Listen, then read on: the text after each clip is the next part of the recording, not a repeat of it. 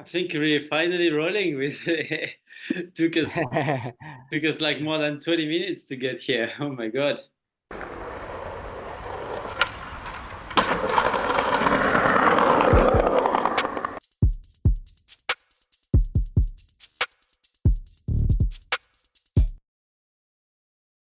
So I'm Flo, I'm 35 years old and I'm from France. And so yeah, I guess we need to explain a little bit how I got there. So I work for an airline for almost 10 years now. And I've been skating for around 22 years. My level is really bad for the 22 years, by the way. But yeah, anyway, so I was skateboarding for a long time. And then in 2020, I lost the job because of COVID. At the same time that I lost the job, 2 weeks after, I had an injury climbing because I also used to climb a lot, rock climbing. And so I had to get the surgery.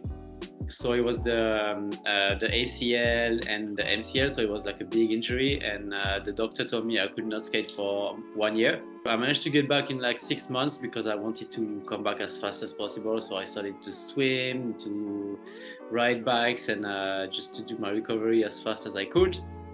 But in the meantime, I started filming with a GoPro. So I was going to the skate park with my crutches at the time. And I started to meet more and more people. I started to do like little edits. And yeah, the idea came to my mind. I first wanted to find a name for the brand. And I was like, okay, I need to find like a French word that is easy to also pronounce in like foreign languages, like English or any other language. So yeah, I found this one and my brother designed the logo. That's the logo right here. And yeah, I asked him basically to put everything that I like in there. So you have the camera and the skateboard, and actually the line of color is it's related to what you could find on the old VHS tape. So yeah, it's kind of representing like the end of 90s, 2000, this kind of style. So I was just doing like very small videos, and then yeah, I started to skate again slowly. And then the airline started calling people again because the business was going kind of back to normal. So I was like, fuck, now I can get my old job back, and I can travel the world, and I can skate, and I can do some editing and stuff. So the idea came to my mind. I was like, I need to do something with it because it's kind of like a second chance. I actually thought of the concept before, but now that the opportunity was actually in front of me, I was like, okay, I need to really use it. So I started looking for a name. I started looking for like a concept of exactly how I was gonna do it. So the first video that I made was in Dubai because I knew a lot of people in Dubai, and so I started to do this to make small interviews and to basically make an edit with all the videos that I had like on my hard drive, and I was not doing much with it. And then that was it. I did the Dubai one, and then I started flying to different destinations. And at the beginning, I was hitting up people on Instagram to get contacts to the places I was gonna land, because I land to a place and I'm gonna stay just usually 1 day. So you need to have everything set up before you land, because if you go there and you have just 24 hours and you have zero contact, it's gonna be really hard. So I started like this, and then the more I was doing it, the more I was getting contacts, because I know one guy in Thailand, I know somebody in China, I know somebody in Japan, and it started to roll like this. So yeah, pretty much this is the long story short. I think it's good to contact with the local skater, because you meet with the local skater, you know the local culture, local skateboarding environment, something, also the skate shop, skate park. Exactly. Yeah, I think it's good to hang out with the locals.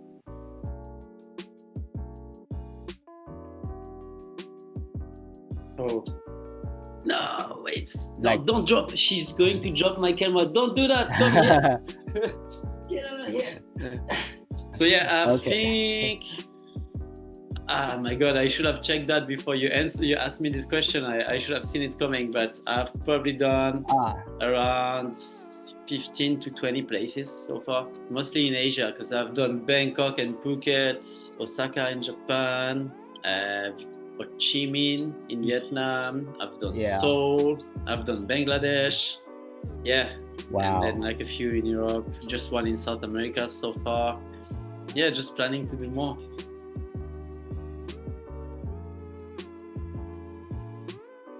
it sounds like this. Honestly, like I know, like when I realize from the outside how nice it looks, I cannot complain. It's pretty great because I get to travel to the places, like basically I'm paid to get to this place because this is my job, right? But in the meantime, when I say I have 24 hours somewhere, I have 24 hours, but I need to sleep because I'm tired from the flight, and I also need to sleep for the way back because I need to be rested because I'm gonna be walking on the flight. So sometimes if you go to a place like Bangkok, like people are gonna be like basically partying on board. They drink like crazy. They're so happy. They're going to Thailand, and you have to be the one serving them. So you have to be ready. You have to be rested before the flight. I remember when I landed in Japan, I was super tired because you have to go to work at midnight. So you have to sleep in the afternoon. You go to work at midnight, and then it's like 8 hours flight. And you land in Japan, it's like maybe 7 p.m. But in Dubai, it's like maybe 3 p.m. But I haven't really slept since the day before. And now I have to stay awake because the guys want to skate at night. So you've done basically almost 24 hours awake, and you're going out straight away. So sometimes it's tough. So I manage. So basically, when I'm going to a place, I'm gonna try to have at least twice the same destination in the same month. So I know, because if I go just one day, it's gonna be tough to film everything. So at that point, I had the priority for the flights I was asking, because every month a group is gonna have a priority. We have like different groups according to personality, and I was like basically at the top, so I could get easily the flight I wanted to. So I asked for Taiwan, and I said like I want to have more than one, and they gave me actually free Taipei. I was like, great.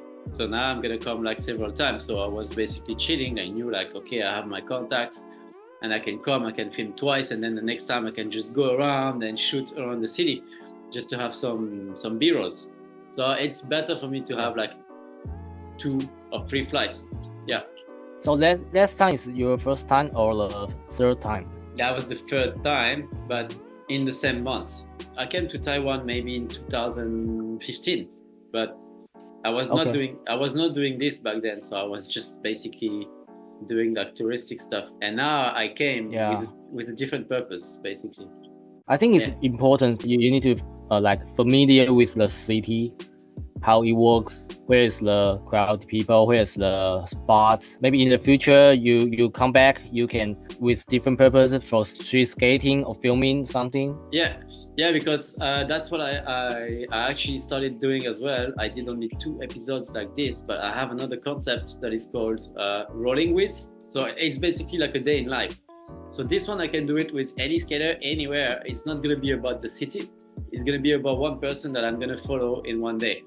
So if I go again to a city that I've done 1 episode, I can just hit up someone that I know, and we just go around the whole day, and I'm just going to be filming about one person.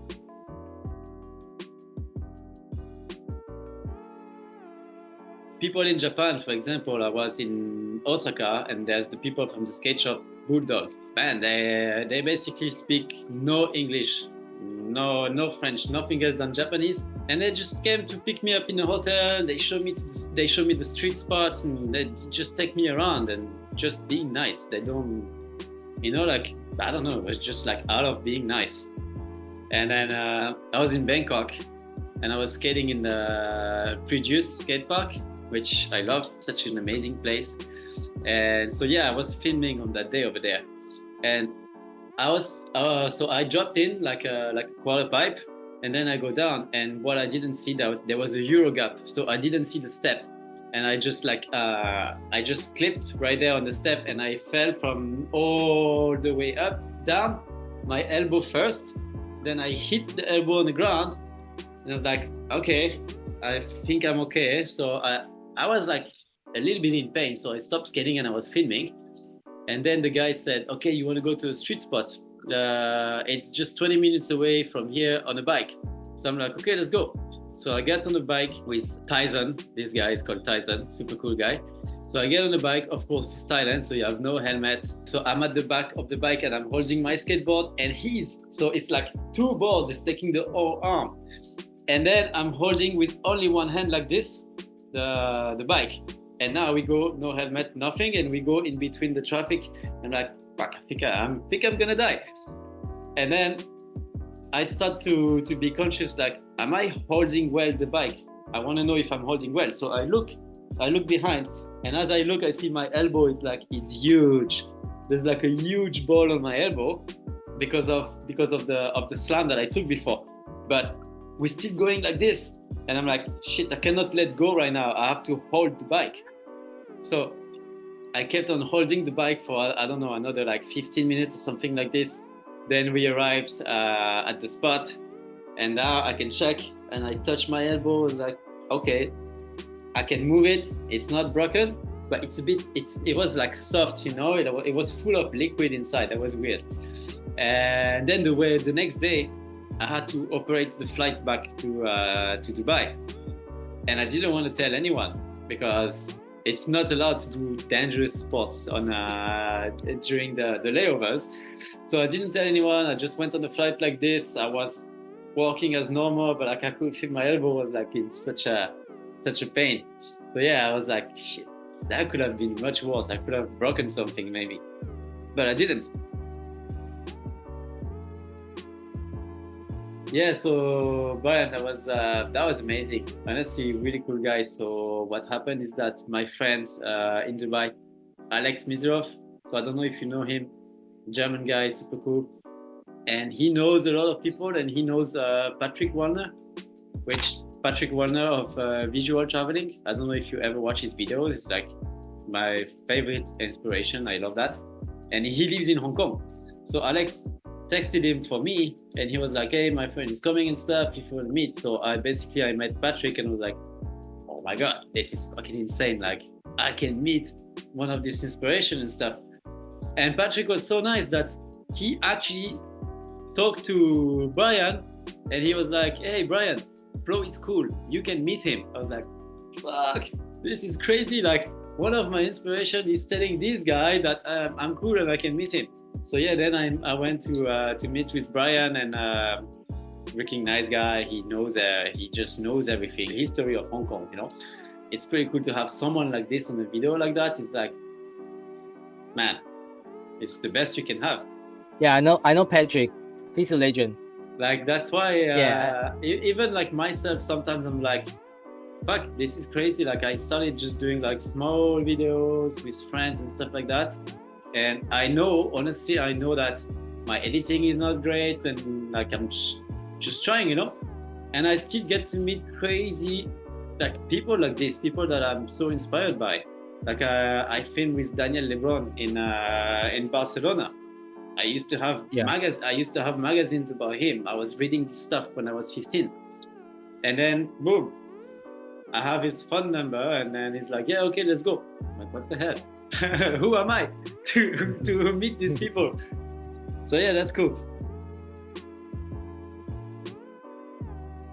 Well, yeah, definitely there's a lot of places. I want to do more in Africa because I've done only Cape Town in South Africa, right?